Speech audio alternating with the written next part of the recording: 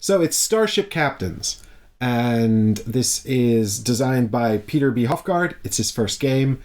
Its art is by Mergen Edenbayer, Kiri Mikovic, Radim Pech, Jakob Politzer, and František Sedlacek. It's published by Czech Games Edition, and this is a review copy that we were given at Essen 22. In the game, you are a starship captain that is legally distinct from any major IPs, and you are going to take your spaceship and you're going to manage your crew on the spaceship in order to fly around space and complete the missions on these mission cards located at the various planets.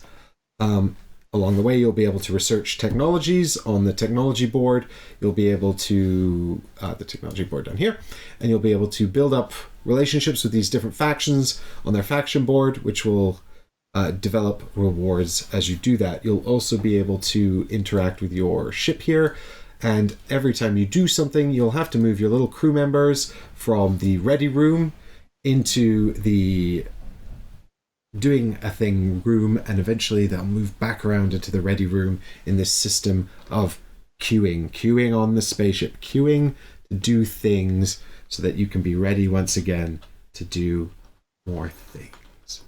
Oh no, they all fell over. The queue system broke. It broke. No, it's actually quite good. It's clearly not British. Clearly not the British queue, yeah.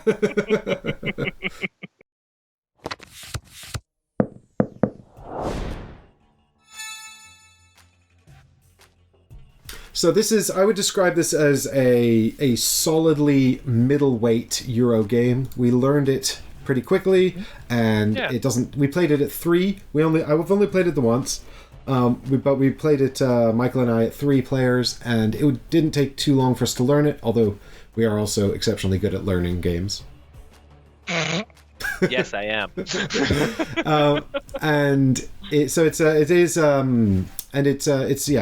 solidly middleweight, not particularly complicated, although it does use sort of very familiar board game mechanisms, so your familiarity with the hobby will give you very much a running head start. If you've played any Euro games in the last, 4 years, this will feel very familiar, and if you're brand new to gaming, then this will be a bit more complex for you to figure out.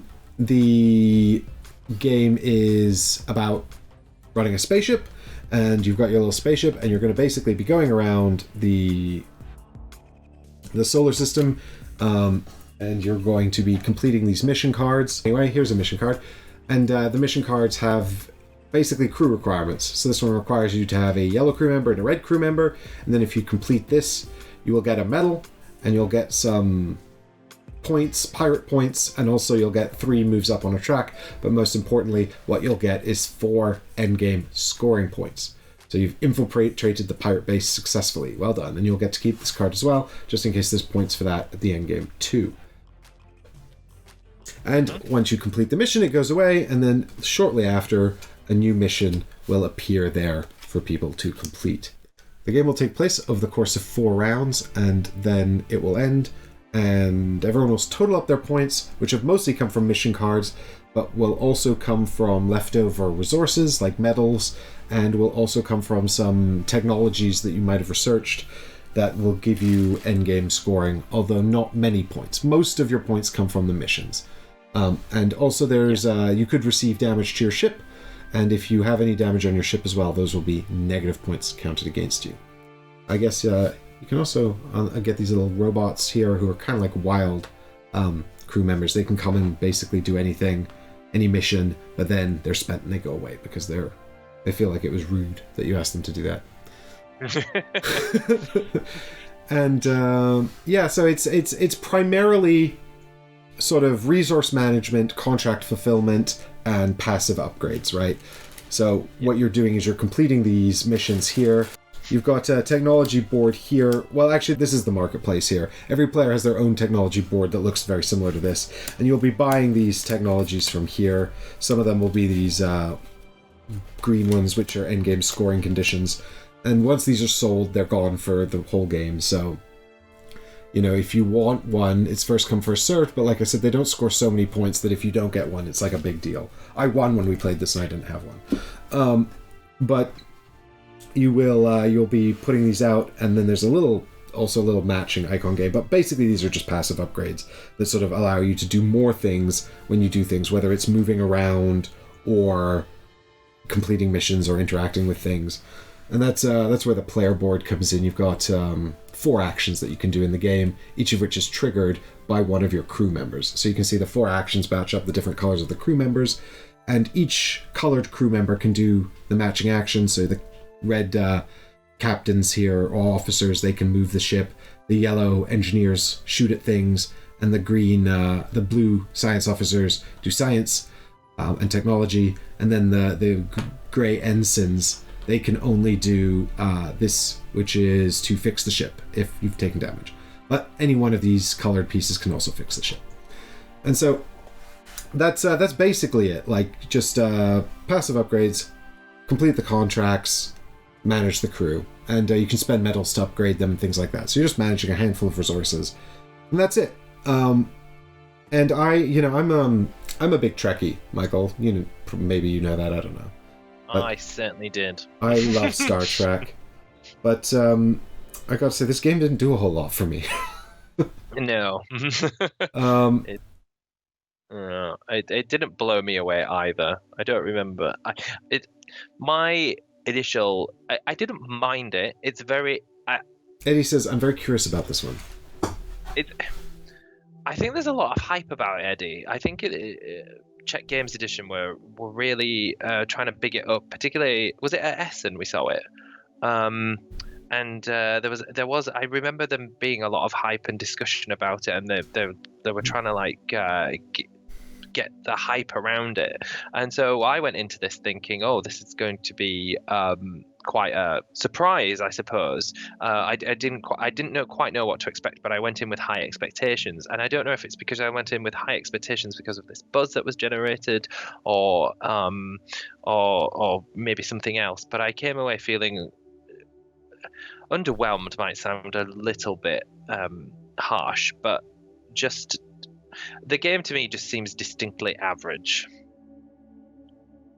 Yeah, I mean, I think that that's quite fair, and I think it's it's not offensive, but it's not exciting. Well, there's barely any player interaction. So the player so it's very heads down, sort of doing your own thing.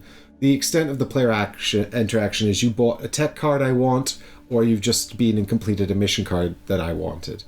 And so, there's nice little mechanisms. The mission cards. Actually, if I remember correctly, they're not replaced immediately. There's sort of a system where tokens come out, and then when a certain number of attack. when there's a certain number of tokens on the board, then it will trigger a pirate attack. Pirates will come and occupy these lanes, and then, I mean, again, though, it's not like that big a deal. You can, if you're moving between areas, shoot the pirates with your engineers, or if you choose not to, you just take a damage. So it's not like a big deal. And then the cards repopulate, but by and large, there's very little player interaction. Also, the different faction grids here, there's a sort of a race around. I don't even remember if there's points necessarily for who's in first, or if advancing around here before anyone else is especially advantageous. I think there might be sort of there's a card here that triggers when someone gets here, and so if you're the first person there, you get some agency over when that triggers. But it's not like a big deal. Nothing in this game is very dramatic. Everything is like a minor improvement of something that's already happening. Like doing a mission, you get a little bit of points. The harder missions, maybe you get a little bit more points, or an opportunity to trade one resource for a slightly better resource. The technologies give you a marginally better action. Upgrading the crew member, slightly more diversity, and you can change the crew members over, so you can change the colors of them as well, reassign them, might be called, I can't remember. So like it's I mean, there is a bit of puzzle in there, isn't there? Because you can only do missions if you've got the correct coloured staff, for the want of a better word, in there. So you've got to kind of like play the puzzle and manage your resources effectively. But if I remember correctly, actually, I don't even know if that's true. This could be wrong, so I might cut this out. But if you I think you have to assign just the right number of crew members to a mission, and then if the colors match up, you also get the bonus. Like you could do this mission with 2 red people, but then you just wouldn't get these bonuses, and you just get the 4 points. That's right. Yes, you are correct. So so it's like it's not a restrictive game at all. It's very, very open. You've got all your options available or lots of options available to you for doing things, and then it's kind of just micromanaging sort of little optimizations to get the most out of stuff. Which is, and it's a sort of a solid game in terms of doing that, but it doesn't feel particularly stand out in terms of any other sort of Euro game of this weight that's come out, in terms of contract fulfillment. I'd say if you had the base game of Lords of Waterdeep, that is better. So I don't know why you would pick this up. It's also, I think, cheaper. Unless you're particularly into the Star Trek theme, or you really like these fancy player boards, which are, to be fair, nice. So the game retails at about £50. You can possibly find it cheaper online, or for around that price at your favorite local game store. And I think the component quality is good enough for that price. The figurines are great. There's little upgrade rings that you put on them to upgrade them to sort of even better versions, which is fun. The tactileness of the game is not going to disappoint, and the quality I don't think is going to disappoint. No. And generally speaking, you do have to do some assembly with the boards, but that's fine. Once it's done, it's done. You never have to do it again. But I think that it's just that its replayability I don't think is there because it's just not diverse enough. There's not enough diverse missions. Once you played it once, or twice, 3 times, 4 times, you've played it, and I can imagine people getting a little bit like, oh, well, I've played this. I think for me, it doesn't really bring any excitement to the table once you've played it a few times. You've sort of kind of solved the puzzle almost. Well, but there's not even really... the puzzle is get more points than the other people, right? Which is sort of micromanage these little efficiencies better than other people are doing that. And you don't have any agency over how they're doing it. And there's not there's not broadly diverse strategies, right? It's do the missions and then advance on these boards, acquire the techs, and you have to do a bit of everything anyway. I don't know whether I'm being particularly harsh on this or not. I'm not a Trekkie. I didn't grow up with Star Trek, so the theme for me isn't a bit I'm not oozing for this like a Trekkie fan might be. But I understand the theme, and as I've seen it on TV, I get the references as to what it's looking at here and what they were going for. So I can understand someone liking those components like you mentioned. But I think for £50... I don't know, I'd buy something else. Well, I think the problem is, I think there's sort of two problems that might have sort of led to this attitude that we have where it's sort of fine, inoffensive, unremarkable, right? Which is that the missions themselves are still the primary linchpin of the game, and every single mission is resolved the same way, right? It's have the right number of people, ideally of the right color, but not necessarily, So it doesn't matter what mission you're doing. You've got Gateway to the Stars, which sounds like some kind of space discovery mission with this portal. Over here you've got something space, called... though, by the way. And I love space. Yeah, space is a great theme. Over here you've got Assembly Required, where he's putting together a robot. This is Infiltrate the Pirate Base. Over here we've got Routine Inspection, Bounty Hunting, where they've captured some kind of person here. So these missions thematically all sound really cool and interesting and exciting, with the exception of Routine Inspection. That's still kind of funny, and the art is great. The art's really fun. Agreed. Look, this sounds great. Look at this card. I've never seen some of these before, by the way, but look at this one. This is called Trade Emotion Chips, and here we are on a planet trading these robots chips that turn their emotions on, I guess. And this is probably a bit illicit because... Which is kind of exciting. Futuristic. Yeah, exactly. We give up a medal, and then we get an android on our team, and we also increase our influence with the androids. So, thematic, great, but ultimately achieved in the exact same way as having oil and crumpets with a robot over here, or infiltrating the pirate base. And I think that what this game, I always feel like I'm asking for more complexity from these lighter games, so maybe this is a bias from my gaming perspective, but from the sounds of it, Michael agrees, so I don't think in this case it's unwarranted. But I think maybe what you wanted was sort of the technology cards or the crew members to give you a little bit more chance to diversify the sort of the nature of your ship. Like, are you a diplomatic ship or a warship or a discovery ship, right? And then you could find missions that were achieved slightly differently, and ultimately that might help to realize the theme a bit better. Because I think that the homogeneous nature in which these are completed really detracts from the theme, right? You just don't get this sense of engaging in different activities. You just feel like you're kind of doing the same thing over and over again, which kind of undermines the theme of how different these actually are. Yeah. I don't feel it was a particularly complex game either. I feel like our game was very even, and it could have gone one of either way. It's like, I don't think I was massively... We played as a 3, didn't we? And I don't believe the person that came second or third were massively behind you. I think it was fairly even in the end. So, I don't think there's... maybe, and that's a good thing. It's like, if one person can't run away with it, then that's clearly designed somewhat correctly, isn't it? Well, I think that that's a whole conversation about design space and sort of too complex. I think that's a particular design choice, but again, like, that's fine. All of the points are open. There's no secret scoring, which means that, one of the benefits of having scores that can't get wildly disparate over the course of a game where all scoring is open is that nobody will feel demoralized over the course of the game, which is, again, leads into this sort of like, this is a nice game, inoffensive game, but I'm not in a rush to play this ever again.